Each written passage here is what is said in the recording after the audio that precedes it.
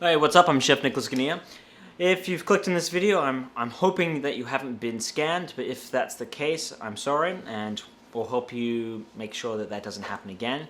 And then maybe you're the one that's actually kind of curious and, how do I not get scammed in a restaurant or, owning a catering company? And you're in the right place.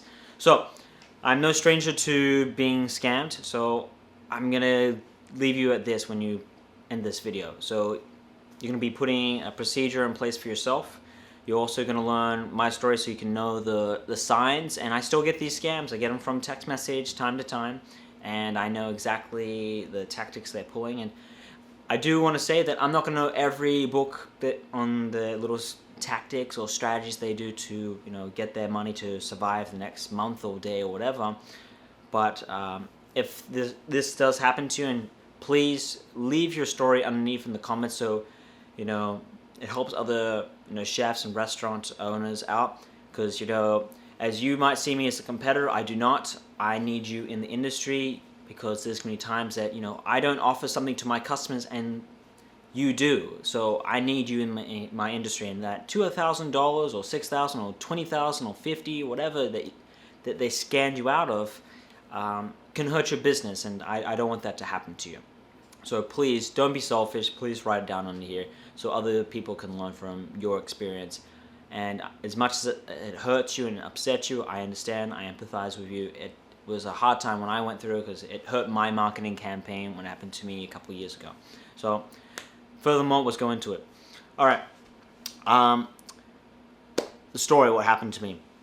All right, so it was a couple years ago, and I was getting a catering, and I've done many caterings. At this point, I've been in the industry about 14 years, but I've never had to do it as my own business at this point. They contacted me. They wanted it was about like 50 people or something like that. It was an easy party. They said, "Oh, this is the food I want. I want this, this, and this." I'm like, "Okay, yeah, okay, this is what it's going to cost." Blah blah blah. Send the invoice, and that was it. They said what date it was and whenever it was going to be delivered. Now, what ended up happening was, they used 3 different credit cards. Now, this is not unnormal. This does happen as a restaurant owner. People use multiple cards because we are very expensive when we're doing maybe caterings or banquets. Now, that's where it becomes really hard, because we're more open to being scanned, and we can be used as money laundering. So I used all 3 of those cards to pay their amount and say, "Olivia, that was it." But it was a direct, I did a deposit. I said a 50% deposit. That's what happens, and there's nothing around this. Sorry, because we put the labor in, we put the time in. It's just like probably you do as well, because you don't want to waste your time. Well, that happened, and then all of a sudden, a day before, they canceled the party, and luckily I didn't order the food. I was about to order the food. It was ironic when they canceled it on a text message. Well, that sucked. But luckily I didn't lose out much money, except rentals and stuff like that. Now, a month later, I get a call from QuickBooks. That was the company I was using at the time for doing all my my expenses, and they withdrew $2,000. Now, that wasn't a lot at the time to me, and it's not a lot, but I was using that for my marketing campaign, and I was planning it for getting more clients.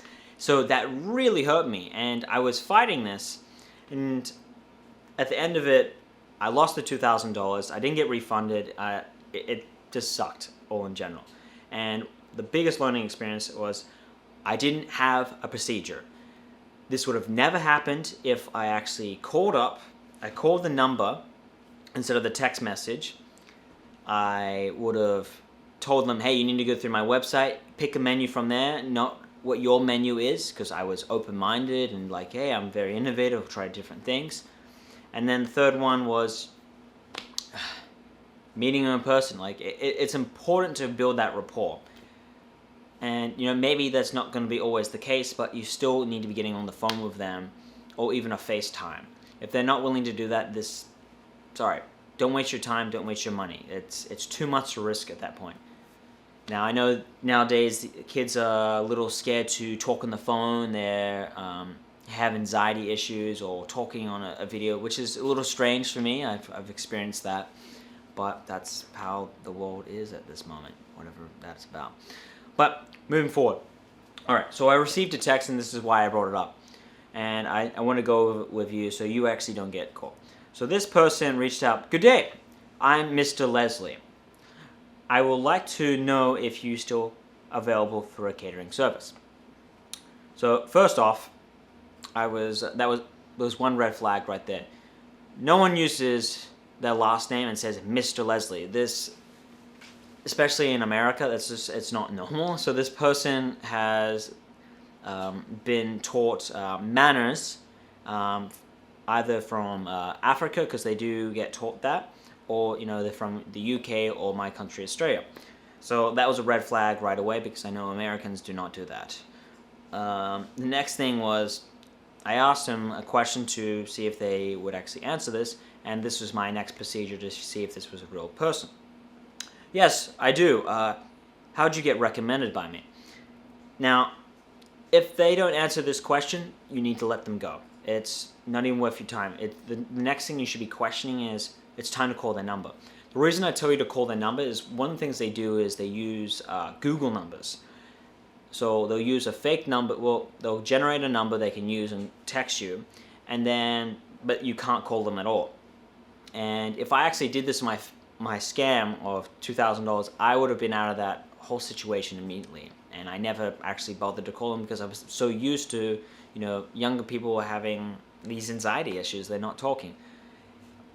If they're not willing to do that, your prospects or your customers that you just your new leads, sorry, you don't want to do business with it. And if they're complaining about it, why do I need to talk to you on the phone? Why do I need it? Sorry, this is our procedure. If you're not willing to do this, we can turn you another way. It's okay. All right, so this is what they said, and this is the next thing where this is what you need to do to lead them to another direction, so they're legitimate. Thank you. And then there's 2 spaces. That was another red flag. Who does that? Usually 1 space. It's the grammar issue. I want to make this a surprise birthday for my mom. It's coming up on the 10th of August. Currently, it is It's almost October. It's 1 day till October 1st. Actually, it's October 1st tomorrow. So this clearly is a copy and paste what they're doing here. Nice made potato salads.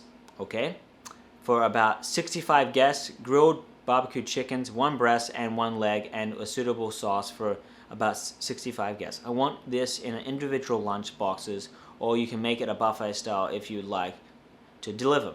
Beverage mixtures are cans of Coke and Sprite, 65 pieces. I have a driver who will come pick up with a van by 2 p.m. That will be that day. But if you wish to deliver, let me know so I can send you the address. So first off, you need to be going, hey, sorry, we have a procedure.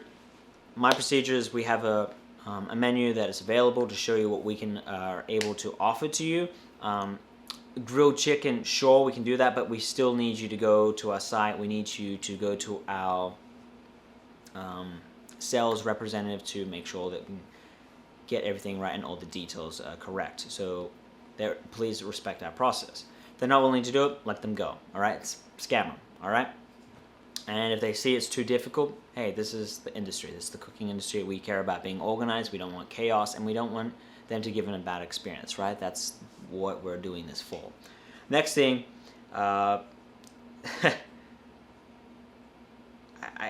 can't even believe it. So after I called them, I tried calling you. Sadly, I am booked. If you actually mean October 10th, you can talk to my friends at such and such, and they would love to help you out. No text back, no call. They've been called out. I called them out. So, conclusion. Make sure that you have a process. If you do not have a process in everything that you do to get your client, your prospect, or your lead, you leave yourself open to being scammed. If they're texting you randomly because they found your site, you need to have barriers. You need to have different barriers so that, gateway you have a gateway for, you know, those customers, so it doesn't always go to the direct person like yourself, the owner or the chef. Lastly,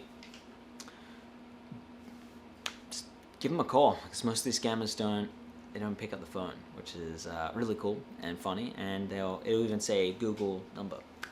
I hope this helps you out. If there's any more things that maybe I've missed, I generally probably have missed some things there, because I've had enough experience in this. Or if some of you guys that have actually experienced some pretty funny scams, please put them down in the comments. I'd love to read them, and I read every comment that comes in my video, and I'm sure many other people will enjoy them as well. Anyway, I'm Chef Nicholas Kinnear. If you have any other questions, please, you know, leave them below. If you haven't already, you subscribe to my content. I do videos every Monday, Wednesday, and Friday. And I'll see you later. Peace.